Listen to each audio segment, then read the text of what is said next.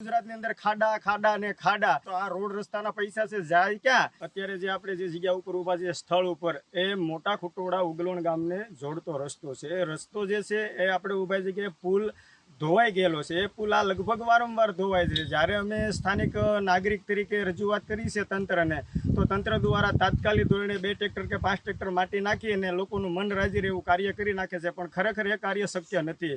જ્યારે સોશિયલ મીડિયાની અંદર અમે જોતા હોઈએ કે સરકાર દ્વારા કરોડો રૂપિયાના રોડ રસ્તા પાસ થયા છે, તો આ રોડ રસ્તાના પૈસા છે જાય ક્યાં?